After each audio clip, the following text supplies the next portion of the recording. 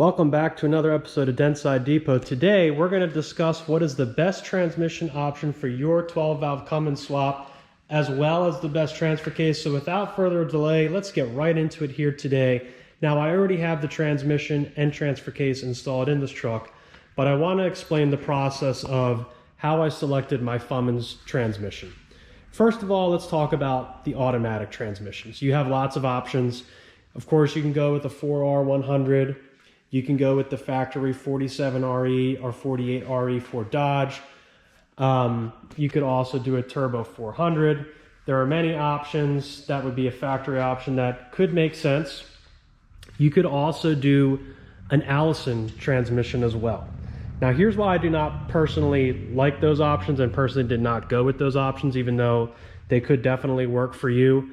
I definitely wanted to have overdrive in this truck, so that was a must. So anything like a turbo 400 or the 47RE, they really weren't going to work for me, and I really wanted to be shifting gears, to be honest. So I did not go with either of those transmissions in this particular project. I did, although, seriously consider the Allison 1000. You can get those in a 5 or a 6-speed. And the 5-speed is the same as the 6-speed. They just didn't put the 6 gear in it. The problem with those is the kit to put those together. There's a company that's really good and they provide a really good product. It's just crazy expensive. It's super expensive. And if I was going to be spending that much money, I definitely wanted to be jamming gears like Burt Reynolds. So that was my lifelong dream. That's what I wanted with this project. So that's why I selected to go with the manual transmission. So let's talk about what manual transmission options you have. So to begin, why don't we talk about the Ford transmission options? So for manual Ford transmission options, the only ones that really make any sense are the ZF series, which there's two of them. There's the ZF5 and there's the ZF6. So let's start with the ZF5 first. There's two types of ZF5s. There's a light-duty one that was found in the gas engines and the early diesels, IDIs, and then there's the heavy-dutier one. I think it's S546 is the heavier-duty one that's found in the later Power Strokes. It's a great transmission. Obviously, I love it because I own one that I'm going to be putting in a future project here, and I've had a lot of success with ZF5s in the past. The problem is, think about it like this. The ZF5 was not strong enough to hold up to non-turbo IDI engines. So do you really think it could hold up to a modified Cummins? Probably not. Even the S546 had similar issues. Maybe you can get them built stronger, maybe not, I don't know. But I just didn't want to go with the ZF5 because I didn't want the hassle of it breaking. That brings us to the ZF6. The ZF6 is completely different than the ZF5. Obviously, it has 6 gears. I forget if it's single or double overdrive. I think it's a double overdrive.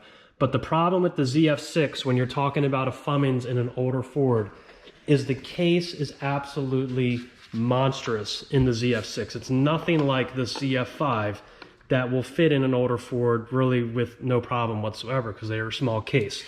The ZF6 the case is huge in those transmissions, and it's a great shifting transmission. There's nothing wrong with it.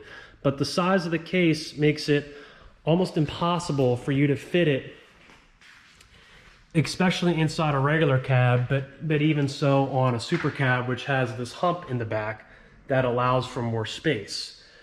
So the ZF6 has that giant limiting factor that really causes issues. And the other issue with the ZF6 is that you do have to run an external cooler with a fan on it. So that's more that you need to worry about. So I did seriously consider the ZF6. I think it's a great transmission. I personally wasn't worried about having to run the cooler on it, but I just decided I wanted to avoid it because of the size of the transmission, and then you have to buy the adapter. So really a lot of this comes down to, do you want to buy an adapter for your 12-valve, or do you want to use the factory adapter? Because all of the adapters are expensive. They're typically billet aluminum, and they cost a crazy amount of money. So if you're doing any Ford transmissions or GM transmissions, you're going to be buying an adapter, okay? So I wanted to avoid that with the Ford transmissions. I didn't consider any GM transmissions. I'm not even sure what manual GM transmission you would consider, Allison would be the only one that I would consider from GM for something like this. So that brings us to, I was going to select a Dodge transmission. Obviously you can see I went with an NV5600, but realistically for most swaps with a manual, you're going to do an NV4500, 5600, or a G56. Now, I've never driven a G56 truck, but I have heard that they are absolutely fantastic. I believe the cases are similar to the NV5600. They might be slightly bigger, so that could be a limiting factor, but not as big of a deal as the ZF6. The NV4500s have issues with the 5th gear nut. Of course, that can be remedied, but the problem with those transmissions is they don't really make the parts for them anymore. They're all like Chinese parts. And I really didn't want the hassle of it, and I wanted a more modern transmission than that. I went with the NV5600 because I think the overdrive is favorable in these particular transmissions. I think it's 68, I think, 0.68 for overdrive, might be 0.69, but it was better than all the other ones, so that was good. I also I know this is meaningless, but I just love the look of the NV5600. I like that it's an iron case. It also made sense from a budget standpoint that it would bolt right to my adapter, so I didn't have to buy an adapter, so I could put that money into the transmission instead of putting money into the adapter and then finding a used ZF6 or whatever and then not having a essentially brand new transmission. So I was really happy with the decision on that to go with the NV5600. Obviously I haven't driven it yet, so I can't say that it drives great, but as far as the install and my decision to go with this particular transmission, this is what worked for me. Of course, when selecting a transmission, a lot of it's going to come down to budget, and a lot of it's going to come down to personal preference. Those are just all of my thoughts on the transmission selection. I spent a lot of time considering what I wanted to do. Of course, there's outliers that you can go with. I probably wouldn't recommend anything other than what I talked about, but there's certainly other things you could do, as well as, you know, a divorce transfer case, the Eaton 10-speed or whatever it is, but I'm not going to talk about oddball setups today. So that's the transmission, NV5600 in our Cummins swap truck, and I'm really happy with it. I literally got it in like 10 minutes. It was a breeze, so that was awesome. So that brings us to what did I go with for the transfer case? And there was really only 3 transfer cases I even considered for this project. First up, the NP271. Second, the NP205, being the Ford variant. And then the 241 from New Process as well, New Venture, whatever you want to call it.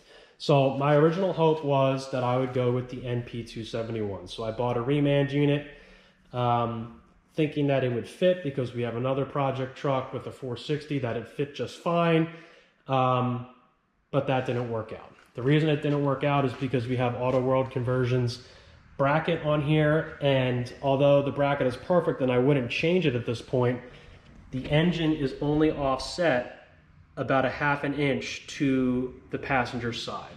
So when coming and getting the transfer case in, the 271, it wasn't even close. I needed another inch, so it wasn't going to fit. With the factory setup, it would fit no problem, and we have it in another truck and it fits. But with this setup, it doesn't fit.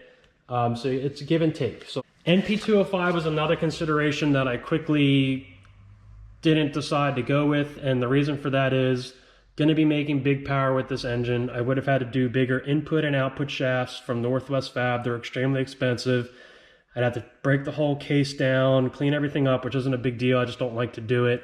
I'd have to put dual remote shifters in it, which would be more money and more work. And then, of course, if you're doing all that, you're going to do billet everything and powder coat it. And, you know, once you start, you're not going to stop. And then the other problem is with the NP205, you would have to build a custom case holder for it because it can't just hang off the back of the transmission like the aluminum ones can.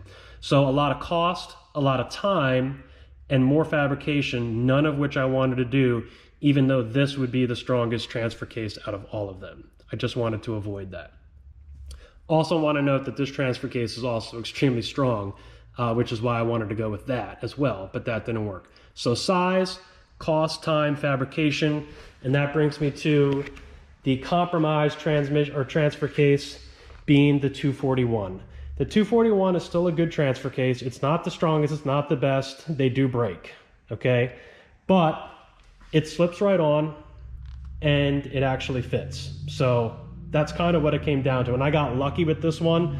I found a guy that parted out a truck and he sold me this transfer case fully rebuilt for 700 bucks. So I got really, really lucky on that.